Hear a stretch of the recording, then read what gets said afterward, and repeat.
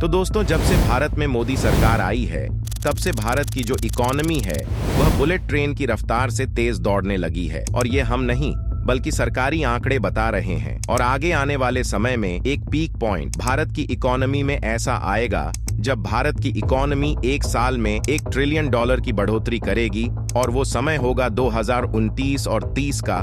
दोस्तों, कांग्रेस सरकार में एक समय ऐसा भी था जब भारत की इकोनॉमी को $1 ट्रिलियन की बनने में पूरे 60 साल लगे थे। लेकिन अब चीजें बिल्कुल बदल चुकी है।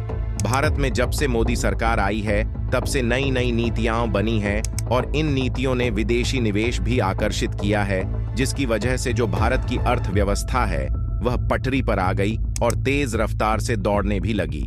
दोस्तों, आज से 10 साल पहले तक भारत 8.9 लाख करोड़ डॉलर के जीडीपी के साथ दुनिया की 10वीं सबसे बड़ी अर्थव्यवस्था था। लेकिन आज हम 3.5 लाख करोड़ डॉलर के साथ दुनिया की 5वीं सबसे बड़ी अर्थव्यवस्था है। और आने वाले समय में 2030 तक भारत की इकोनॉमी $5 ट्रिलियन नहीं बल्कि $7 ट्रिलियन की होगी। और वहीं दूसरी तरफ देखा जाए तो दुनिया पूरी तरह से फंसी हुई है। महाशक्तियां महायुद्ध को दावत देने में लगी हैं। रूस यूक्रेन का युद्ध खत्म होने का नाम नहीं ले रहा है। उधर इजराइल और हमास में छिड़ी जंग क्षेत्र के अन्य देशों को भी अपनी जद में ले रही है। हालात कितने खराब हैं, इसका अंदाजा यूरोप की आर्थिक रफ्तार से कुछ लग जाता है। यूरोप की आर्थिक विकास दर दिसंबर तिमाही में भी शून्य रही और 1 साल से ज्यादा समय बीत चुका है। लेकिन फिर भी यूरोपीय देशों की अर्थव्यवस्था में जान आ ही नहीं रही है।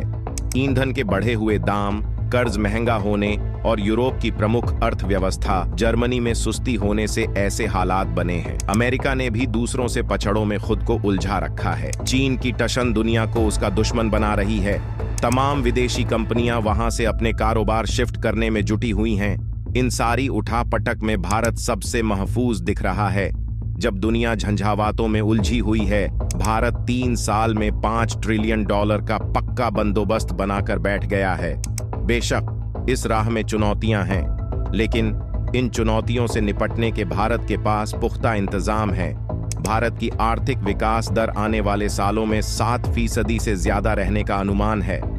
वित्त मंत्रालय की ओर से जारी एक रिपोर्ट में यह बात कही गई है। यह अनुमान कई चीजों पर आधारित है। इनमें मजबूत घरेलू मांग, निजी निवेश में बढ़ोतरी और सरकार खर्च शामिल हैं। ग्लोबल अर्थव्यवस्था में अनिश्चितता और महंगाई जैसी कुछ चुनौतियां भी हैं, लेकिन भारतीय अर्थव्यवस्था इन चुनौतियों से निपटने के लिए मजबूत स्थिति में है।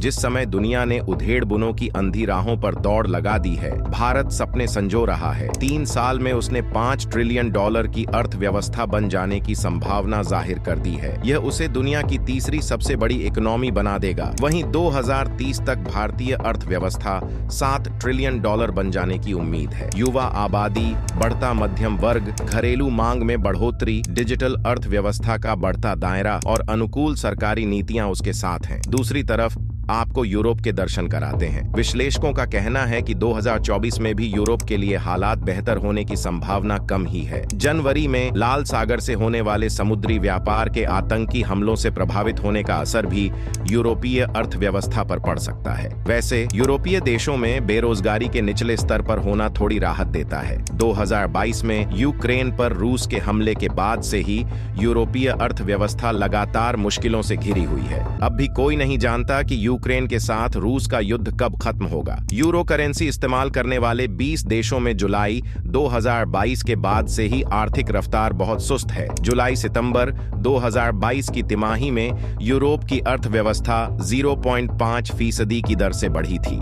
वहीं दूसरी तरफ गाजा में चल रहा इजरायल और हमास युद्ध दिन ब दिन जटिल होता जा रहा है। इसकी आंच दूसरे देशों तक पहुंच गई है। ईरान भी उनमें शामिल है। इसके कारण पूरा मिडिल ईस्ट इसमें फंसता दिख रहा है। मिडिल ईस्ट अपनी रणनीतिक भौगोलिक स्थिति के कारण महत्वपूर्ण है। यह क्षेत्र तेल और गैस जैसे महत्वपूर्ण ऊर्जा संसाधनों का भंडार है। दुनिया के बाकी हिस्सों के लिए यह क्षेत्र व्यापार और परिवहन का अहम मार्ग भी है।